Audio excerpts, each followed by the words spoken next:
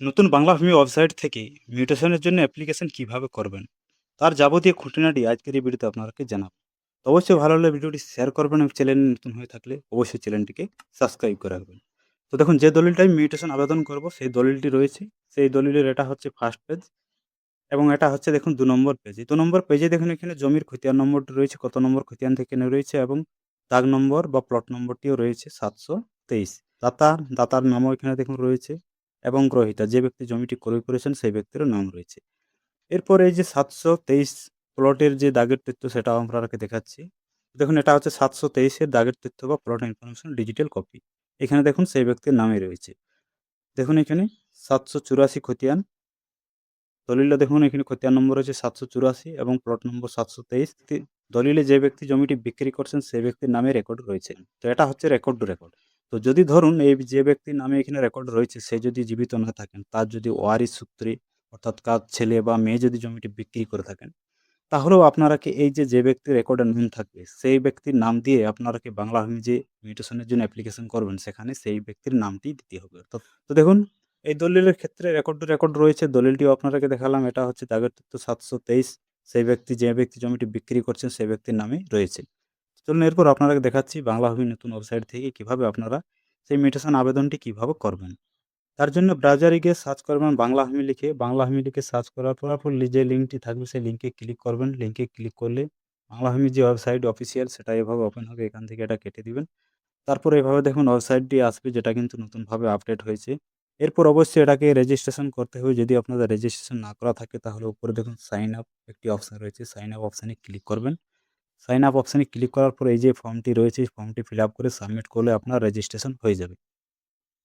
Registration করার পর user name ও password দিয়ে আপনাকে লগইন করতে হবে। তার জন্য উপরে দেখুন রয়েছে সাইন আপ বা সিটিজেন সার্ভিস অপশন থেকে অনলাইন অ্যাপ্লিকেশন, এখান থেকে ক্লিক করে প্রথমে দেখুন রয়েছে মিউটেশন অ্যাপ্লিকেশন, এখানে যদি ক্লিক করেন তাহলেও লগইন করার অপশানটি আপনার পেয়ে যাবেন। এখানে আপনার ইউজার নেম এবং নিচে পাসওয়ার্ড দিয়ে তারপর নিচে যে ক্যাপচার কোডটি থাকবে যোগ, গুণ, বিয়োগ যেটা থাকবে সেটা আপনাকে যে এখানে দিতে হবে। এখানে ইউজার নেম ও পাসওয়ার্ড দেওয়ার পর এখানে ক্যাপচার কোডটি যেভাবে থাকবে সেটা আপনাকে দেওয়ার পর নিচে নেক্সট অপশানে ক্লিক করবেন।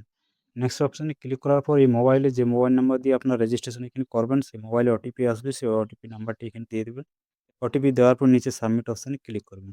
সাবমিটে ক্লিক করার পর দেখবেন এভাবে ওয়েবসাইটটি চলে আসবে। এরপর এখান থেকে সর্বপ্রথম আপনার যে ডিস্ট্রিক্ট সেই ডিস্ট্রিক্টটা সিলেক্ট করবেন। তারপর আপনার ব্লকটি সিলেক্ট করবেন, কোন ব্লকের জমি সেই ব্লকটি সিলেক্ট করবেন। তারপরে এখান থেকে আপনার যে মৌজার জমি হবে সেই মৌজাটি এখান থেকে সিলেক্ট করবেন। সেটা আপনার দলিল অনুযায়ী আপনারা দেখে সিলেক্ট করবেন। তারপর নিচে আসার পর এখান থেকে আপনাদের অ্যাপ্লিকেশন ডেসক্রিপশন এই অপশানটা থেকে যাবে। এরপর নিচে দেখুন রয়েছে অ্যাপ্লিকেশন টাইপ সেলফ, সেটা রেখে দিবেন। যদি অ্যাপ্লিক্যান্টের কোনো খতিয়ান নম্বর থাকে তাহলে ইয়েসে ক্লিক করে এখানে আপনার খতিয়ান নম্বরটি দিতে হবে। খতিয়ান নম্বরটি দেওয়ার পর এখানে দেখবেন এভাবে সেই ব্যক্তির নাম চলে আসবে। এরপর এই যে নিচে বাংলা অক্ষরে নামগুলো রয়েছে এখানে আপনারাকে ইংলিশে উপরে লিখে দিতে হবে। তারপর ফার্স্ট নাম, লাস্ট নাম, তারপর এখানে ফাদার হাসব্যান্ড যেটা হবে। তারপর নিচে রয়েছে অ্যাড্রেস 1, অ্যাড্রেস 2 এবং অ্যাড্রেস 3। অ্যাড্রেস 1 এ গ্রামের নামটি দিবেন, অ্যাড্রেস 2 এ পোস্ট অফিসের নাম, অ্যাড্রেস 3 এ থানার নামটি দিয়ে দিবেন। তারপর নিচে দেখুন রয়েছে mode of transfer succession cell, যেটা হবে আপনাদের দলিল অনুযায়ী সেটা লেখা থাকবে সেই অনুযায়ী সিলেক্ট করবেন। সো যে দলিলটি আমি মিউটেশন অ্যাপ্লিকেশন করছি সেটা হচ্ছে বিক্রয় কবাল অর্থাৎ সেল ডিড, তাই সেল ডিড অপশনে টিকটা দিয়ে দিচ্ছি এবং অপশানগুলোতে ক্লিক করলে আপলোড করতে হবে দলিলটি, এটা ম্যান্ডেটরি রয়েছে। অবশ্যই সেটা আপনারা কীভাবে আপলোড করবেন জানাবো। তো এরপর এখান থেকে ডিস্ট্রিক্টটা সিলেক্ট করবেন। তারপর রেজিস্ট্রি অফিস, কোন রেজিস্ট্রি অফিসে দলিলটি রেজিস্ট্রি হয়েছে সেই রেজিস্ট্রি অফিসটা এখান থেকে সিলেক্ট করবেন। তারপর নিচে দেখুন রয়েছে ডিড নাম্বারটি দিতে হবে দলিলের উপর দেখুন আই দিয়ে দলিল নাম্বারটি লেখা থাকবে। দলিল নাম্বারটি দেখুন কত রয়েছে, ১৭০৬ ২০২৫ রেজিস্ট্রি, এখানে সালটিও রয়েছে এবং নিচে দেখুন একটি তারিখ থাকবে, এই তারিখটাও আপনাকে দিতে হবে ২৫/৬/২০২৫। তো এখানে দলিল নাম্বারটি দেওয়ার পর টোটাল আপনার দলিল নাম্বারটি হবে ৬ সংখ্যক, তাহলে ৪ সংখ্যক দলিল নাম্বারটি হয়েছে। তার আগে আপনাকে যটা শূন্য লাগবে আপনাকে শূন্য দিয়ে দিতে হবে। দেখুন আমি শূন্য দিয়ে দিয়েছি, তাহলে দলিল নাম্বারটি সম্পূর্ণ হয়েছে। তারপর এখানে আপনার ডেট অফ ডিড, কত তারিখে বা কত সালে দলিলটি রেজিস্ট্রি হয়েছে সেটা এখান থেকে সিলেক্ট করবেন। তো এখানে একটি সমস্যা রয়েছে, যদি আপনাদের দলিলটি রিসেন্ট রেজিস্ট্রি হয় অর্থাৎ ২০২২, ২৩, ২৪, ২৫ এই রিসেন্ট দলিল রেজিস্ট্রি হয়, তাহলে হয়তো আপনারা যখন অ্যাপ্লিকেশনটি সাবমিট করবেন আপনার সাবমিট নাও নিতে পারে। তো তার জন্য আপনারা কী করতে হবে, এই যে দলিল নাম্বারটি আপনারা লিখবেন তার আগে আপনার রেজিস্ট্রি কোড নাম্বারটি দিতে হবে। দলিলের শেষ পেজে, যেটা নতুন দলিলের শেষ পেজে দেখবেন আপনার দলিল নাম্বারটি সম্পূর্ণ লেখা থাকে। অর্থাৎ দলিলের যে লাস্ট ৬ সংখ্যক সেটা আপনাকে এখানে দিতে হবে। তো আমি লাস্ট ৬ সংখ্যক দিয়ে দিচ্ছি। দেখুন এভাবে দলিলের শেষের লাস্টের ৬ সংখ্যক আপনাকে এভাবে বসাতে হবে। তাহলে আপনাদের did number registry through registration ওই লেখাটি আসবে। তারপর দেখুন রয়েছে did executed power of attorney, অর্থাৎ এই দলিলটি কি পাওয়ার অফ অ্যাটর্নি মূল্যে কেনা রয়েছে? যদি সেটা হয় তাহলে এসে ক্লিক করে আপনাকে সেই পাওয়ার অফ অ্যাটর্নির পাওয়ার নম্বর এবং ডেটটাও এখানে দিতে হবে। এরপর নিচে আসার পর এখান থেকে কাস্ট যেটা হবে সিলেক্ট করবেন। তারপর জেন্ডার মেল ফিমেল যা হবে সিলেক্ট করবেন। তারপর রিলিজিয়ন মুসলিম যেটা হবে সিলেক্ট করবেন। তারপর এখানে আধার নাম্বারটি এখানে ম্যান্ডেটরি নয়, চাইলে আপনারা দিতেও পারেন। অর্থাৎ এই যে অ্যাপ্লিক্যান্ট যে ব্যক্তির নামে আপনার আবেদনটি করছেন সেই ব্যক্তির আধার নাম্বারটা আপনারা দিতেও পারেন, নাও দিতে পারেন। তারপর রয়েছে মোবাইল নাম্বার এবং ইমেল আইডি, এইগুলো আপনারা পরে দিবেন। এরপর উপরে আসবেন, উপরে আসার পর এখানে পার্টিকুলার অফ ট্রান্সফার এই অপশানে ক্লিক করবেন।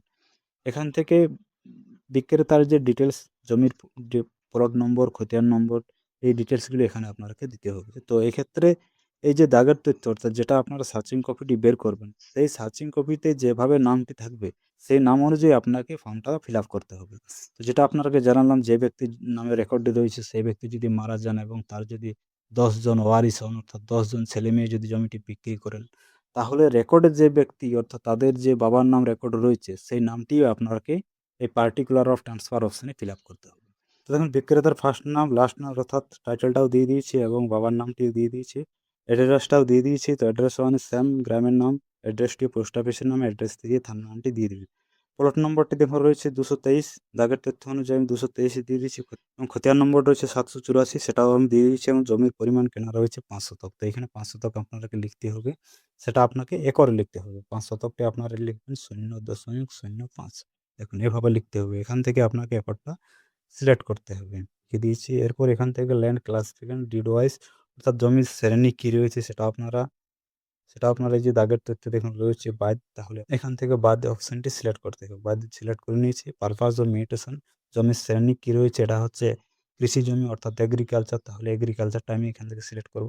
যদি আপনাদের বাস্তু জাতীয় কোনো জমি হয়, বাস্তু হয়, বাড়ি হয় বা সাধু বাড়ি হয়, এই জাতীয় কোনো জমি হয় তাহলে হোমস্টেড অ্যান্ড নন এগ্রি অপশানটা আপনারা সিলেক্ট করবেন। যদি জলাযোগ্য জমি হয়, বাঁধ পুকুর হয় তাহলে ওয়াটার বডি সিলেক্ট করবেন। ইন্ডাস্ট্রি হলে ইন্ডাস্ট্রিয়াল সিলেক্ট করবেন। আর অ্যাক্টিভেটেড অ্যালিড টু এগ্রিকালচার যদি অকৃষি হয় তাহলে আপনারা এটাও সিলেক্ট করতে পারেন। যেটা হবে আপনাদের ক্ষেত্রে সেই অপশানটা সিলেক্ট করবেন। এটা হচ্ছে কৃষি জমিতে, আমি এখানে এগ্রিকালচার সিলেক্ট করে নিচ্ছি। তারপর এখানে মোবাইল নম্বর, অর্থাৎ এই যে বিক্রেতার মোবাইল নম্বর সেটা আপনাকে দিতে হবে। ফর্মটি সম্পূর্ণভাবে ফিল আপ করার পর নিচে দেখুন রয়েছে অ্যাড অপশান, এই অপশানে ক্লিক করবেন। অ্যাড অপশানে ক্লিক করার পর record added in the list successfully আসবে। ওকে অপশানে ক্লিক করলে নিচে দেখবেন সেই প্লট নম্বর বা সেই বিক্রেতার ডিটেলস সেভ হয়ে যাবে। এভাবে যদি আরও কোনো প্লট থাকে বা আরও খতিয়ান থেকে যদি জমিটি কেনা থাকলে সেম একইভাবে এখানে সে ব্যক্তির নাম, অ্যাড্রেসটা দেওয়ার পর প্লট, খতিয়ান নম্বর, জমির পরিমাণ সেম দেওয়ার পর নিচে অ্যাড অপশানে আবারও ক্লিক করে এভাবে প্লটগুলো আপনাকে অ্যাড করতে হবে। সমস্ত প্লট বা খতিয়ান এড করার উপর দেখুন রয়েছে লিস্ট অফ ইনক্লোজার, এই অপশানে ক্লিক করবেন। আপনার যে দলিলটি থাকবে সেই দলিলটি আপলোড করতে হবে। তার জন্য দেখুন রয়েছে রেজিস্ট্রিকৃত দলিল, এই অপশানে টিকটা দেওয়ার পর চুজ ফাইল এই অপশানে ক্লিক করবেন। তারপর এখান থেকে আপনার ফাইল থেকে নিয়ে কপিটি আপলোড করতে হবে। অনলাইনে এই যে আপলোড করার নিয়মগুলো রয়েছে সেটা কিন্তু ম্যান্ডেটারি নয়, যে কোনো একটা ডকুমেন্টস আপনারা আপলোড করলেই আবেদনটা আপনার সাবমিট হয়ে যাবে। তো আমাদের ক্ষেত্রে এখানে দলিলের ফার্স্ট পেজটি আপলোড করলেই হয়ে যায়। আপনাদের এলাকার যে নিয়ম রয়েছে সে অনুযায়ী আপনারা এখান থেকে সমস্ত ডকুমেন্টস আপলোড করতে পারেন, বা যেটা আপনার নিয়ম রয়েছে সে অনুযায়ী আপনারা আপলোড করবেন। এরপর অ্যাপ্লিক্যান্ট ডিসক্রিপশন অপশানে আপনারা ক্লিক করে নিচ্ছি। এখান থেকে মোবাইল নাম্বারটি দেওয়া নেই, মোবাইল নাম্বারটি দেওয়ার পর বাইরে একবার ক্লিক করলে মোবাইলে ওটিপি আসবে। ইওর ওটিপি সেন্ড সাকসেসফুলি আসবে। ওকে অপশানে ক্লিক করবেন, মোবাইলে ওটিপি নাম্বারটি আসবে। ওটিপি নাম্বারটি দেখুন চলে এসেছে 5187 আমি লিখে দিচ্ছি। দেওয়ার পর বাইরে ক্লিক করলে আপনার এই ওটিপি নাম্বারটি নিয়ে নেবে। এরপর এখানে রয়েছে মেল আইডি, দেখুন মোবাইল নাম্বার, মেল আইডিও দিয়ে দিয়েছি। এরপর উপরে আবার আসবেন, লিস্ট অফ ইনক্লোজার অপশানে আবারও ক্লিক করতে হবে, তারপরে আপনার সেভ করতে পারেন। দেখুন লিস্ট অফ ইনক্লোজার অপশানে ক্লিক করে নিয়েছি। তারপর নিচে আসার পর সমস্ত এখানে কপিও আপলোডও করে নিয়েছি। এরপর নিচে আসবেন, এখানে যে ক্যাপচার কোডটি থাকবে সেই ক্যাপচার কোডটি দেওয়ার পর নিচে ডিক্লারেশন অপশানে টিকটা দিয়ে তারপর সাবমিট অপশানে ক্লিক করবেন।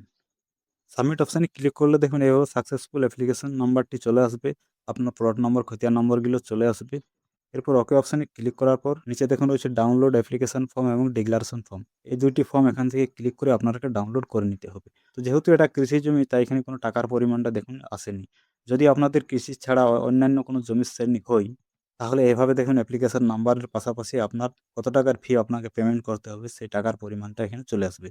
তো এই টাকা যদি আপনার এখানে শো করে তাহলে টাকাটি পেমেন্ট না করলে আপনি ক্যাশ নাম্বারটি পাবেন না। নিচে দেখুন যে ফি পেমেন্ট এই অপশনে ক্লিক করে আপনাকে টাকাটিও পেমেন্ট করতে হবে। তো ডাউনলোডে ক্লিক করে এই যে ফর্ম, অ্যাপ্লিকেশন ফর্ম এবং ডিক্লারেশন ফর্ম, এই ২ টি ফর্মকে আপনাকে প্রিন্ট আউট করে বের করে রাখতে হবে। তো অ্যাপ্লিকেশনটি করার পর যে ক্যাশ নাম্বারটি সেটা আপনারা কিভাবে পাবেন? তো দেখুন এক্ষেত্রে ক্যাশ নাম্বার আপনার মোবাইলে কোনো মেসেজও আসবে না। একবারে অবশ্যই আসবে যখন আপনার হেয়ারিং বা শুনানি তারিখের মেসেজ বা ডেট হবে।